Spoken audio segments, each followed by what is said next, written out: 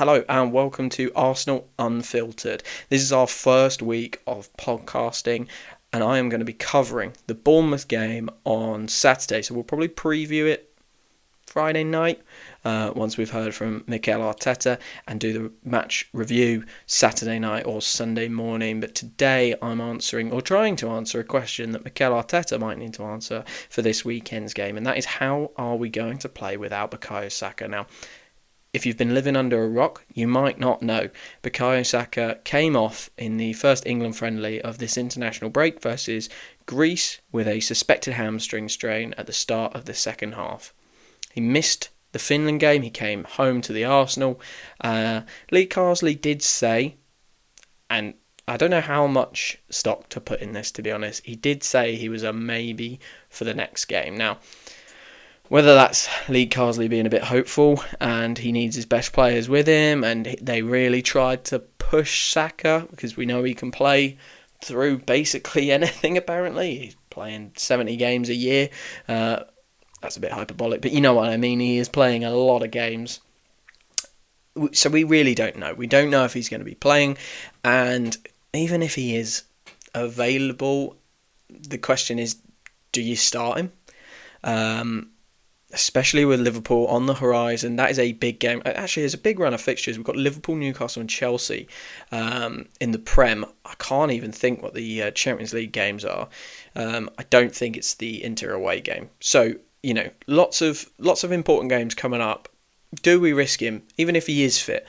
We don't know if he is fit, but even if he is, do we risk him for Bournemouth away at 5:30 this Saturday? Now, if it was me, I would say no, but how do we play without him? We don't really know an Arsenal-less Bukayo Saka, just like 2 months ago we didn't really know an Arsenal without Ben White and Martin Odegaard, but now we're seeing that. Ben White has not been fit and available. Odegaard has obviously been injured, and we've coped. We've gone to the double tens with Kai and Leo at the top, forming that box midfield with Partey and Declan Rice. That's worked really well. But Saka has been electric. Let's put it that way this season. It is 7 assists and 2 goals in 7 Premier League appearances for Bukayo Saka this year. That is incredible form. How do you take that player out for any Premier League game? Because Bournemouth, let's be real, we'll cover that in the preview on Friday night. They're not a team that Arsenal should be worried about beating. They're not that kind of Spurs, Newcastle, Villa level of team where, you know, they're trying to punch into the top 4, and obviously Villa did last year. They're not that kind of team, but they're well coached and they've got some good players that, you know, they're not going to be in danger this year.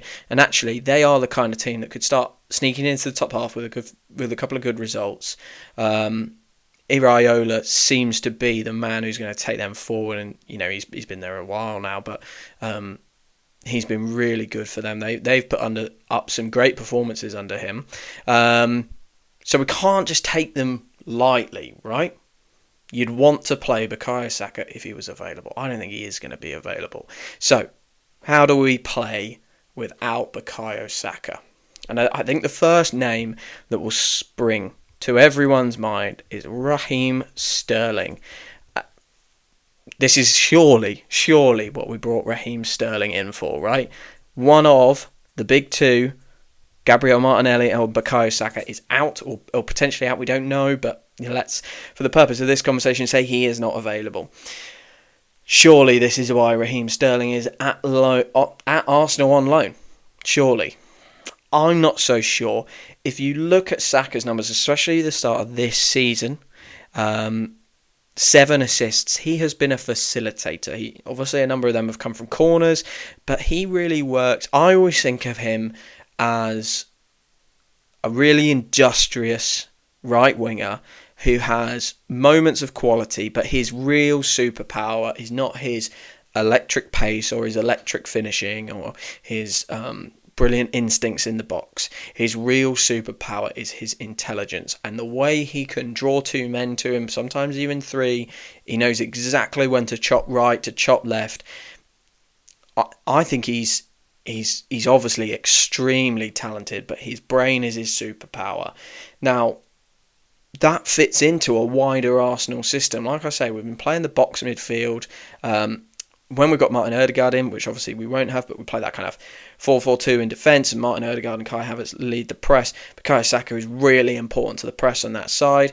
And when we've been playing the box recently, in possession, obviously that box really relies on Bukayo Saka and Gabriel Martinelli on the wings to do their thing and to be supported by the fullbacks as well. Because we've seen Jurriën Timber and Ricardo Calafiori come into midfield a lot. But back to the point, back to Raheem Sterling. Is Raheem Sterling enough of a synonym for Bukayo Saka? No way. Not in my books. He is more of a synonym for Gabriel Martinelli on the left. Cutting in, finishing, being on the end. That's the difference, I think, between Bukayo and Gabriel Martinelli, is that Bukayo is far more involved in those moments, sort of middle of the pitch, halfway line to the edge of the opponent's box, and he scores a couple, from the edge of the box as well. You don't see Gabriel Martinelli, in possession at least, doing as much in those positions. He stays high and wide and arrives, when he's on good form, arrives late into the box, and that is what Raheem Sterling has done his whole career.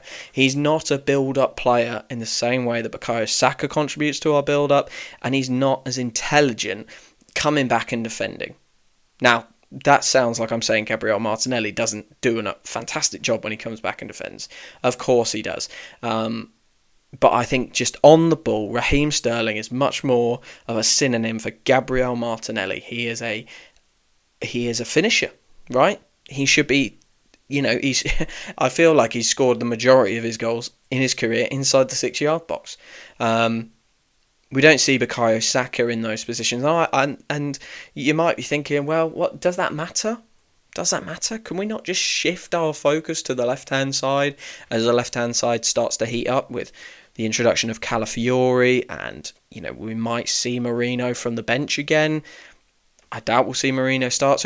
So could we not shift our focus to build up on that side? And I just don't think it makes sense to change two things. Mikel Arteta famously said that in an interview, a long time ago now. Let's not change two things, let's just change one thing. And I think if you played Raheem Sterling on the right and Gabriel Martinelli on the left, you'd lose that ability to have a very intelligent individual on one of the wings, really contributing to the build-up play that is so important to how we play on the ball. We have had, in the Leicester and Southampton games, we've had two really high XG games. Bukayo Saka is crucial to that because he's part of that build-up. And he's starting to develop a really nice relationship with Kai Havertz on the right as well. I feel like Kai has been going around the side of him. He's been underlapping Bukayo as well.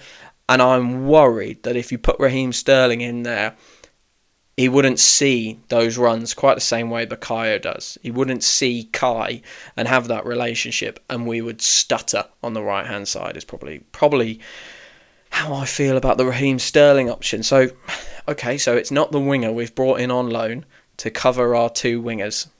That seems crazy. But for me, and this is the way I'm going, it's got to be Gabriel Jesus. Now, Gabriel Jesus has had a really mixed run recently. Ever since he came back from the World Cup and he had that injury, we've not seen him, have we? Let's be honest. We've not seen him. We've not seen the player who arrived and scored that ridiculous goal against Leicester when he first turned up and changed our world, like Mikel Arteta said. We've not seen him in the same way. And a lot of our frustration as Arsenal fans about Gabriel Jesus has been, get in the box, go and do what Kai Havertz is currently doing, contribute a little bit to the build-up play, but be a number 9, be a finisher, be as ruthless as Kai Havertz has been. And we've seen Gabriel Jesus drop in, trying to contribute, and he is always trying to get on the ball. And I think we've seen that a lot recently.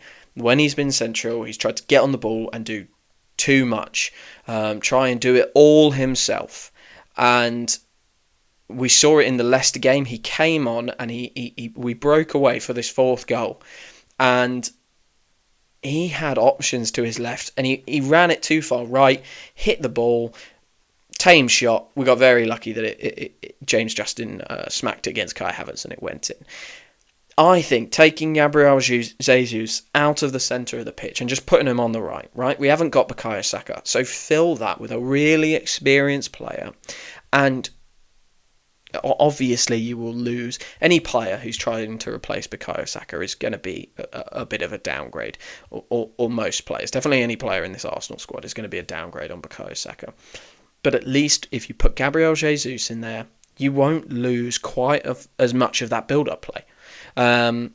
He is really interested in coming and getting the ball, and he will want to come on and get the ball from, Jurrien Timber. If he's at right back, he will be a fantastic option for William Saliba. We've seen that pass time and time again where Saliba picks the ball up, takes 2 strides, and pushes that ball with a real authority into Bukayo Saka. We've seen that pass as Arsenal fans hundreds of times now.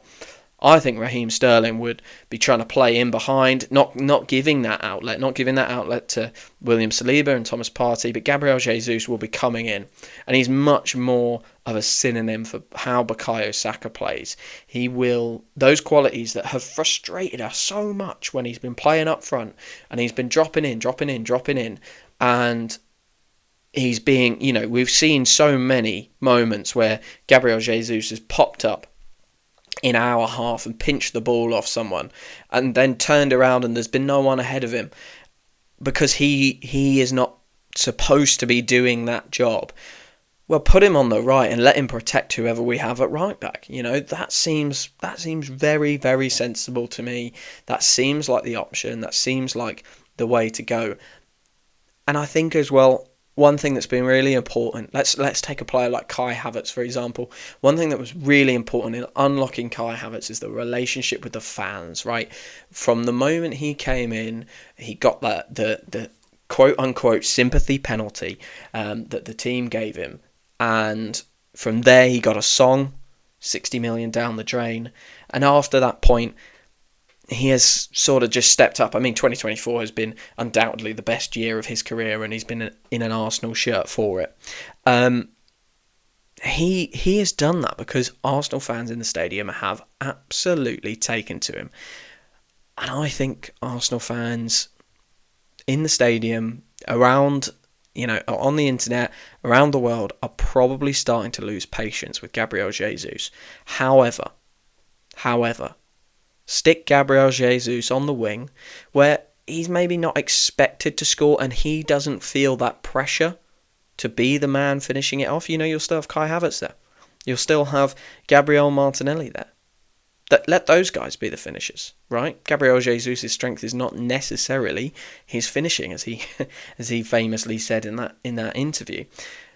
So take that pressure from him. Then he won't be trying to force things like he did in the Leicester game. The fans won't necessarily be expecting it from him. And those things that frustrate us, watching him as a number 9, are suddenly the things that we will laud him for. We will love him for again because he's in the position where we want him to do those sort of things. So for me, if we have to play without Bukayo Saka, and don't get me wrong, I hope Bukayo Saka really recovers from his hamstring strain and he's playing against Bournemouth on Saturday afternoon. I really do hope that. If he's not, I'd love to see him on the bench. However, let's not risk him. If he's not fit to start, don't risk him. Do not risk him. Keep him fresh for Liverpool, Newcastle and Chelsea that are coming up. We need him for those games. They are going to be much tougher fixtures than Bournemouth away. So let's get Gabriel Jesus in there. Let's allow Raheem Sterling to keep coming on the left and being a finisher, being the closer of the moves. He showed that he can do a little bit of that against Bolton. Still not up to speed for the Premier League level yet, but he will get there with time. Put Gabriel Jesus into a position where he can thrive. I don't really see another option. I mean, you could put Trossard on the right, I guess, but I wouldn't want to break up the 2-10 system that's working so well and creating that box midfield. So yeah, I think that's the obvious option. Like I said at the top, I will be previewing the Bournemouth game on Friday, I think, after we've heard from Mikel Arteta, and I will be reviewing it Saturday evening or Sunday morning, depending on how the game's gone. And this is a brand new podcast, so depending on if there's technical glitches and plans we need to make. But yeah, thank you for listening. This has been how to play without Bukayo Saka. This is Arsenal Unfiltered as well. So if you've enjoyed today, if you've enjoyed this short 15-ish minute little podcast, drop a follow. That will be very, very much appreciated. And I will speak to you for the Bournemouth away preview before this weekend's game. Have a good one.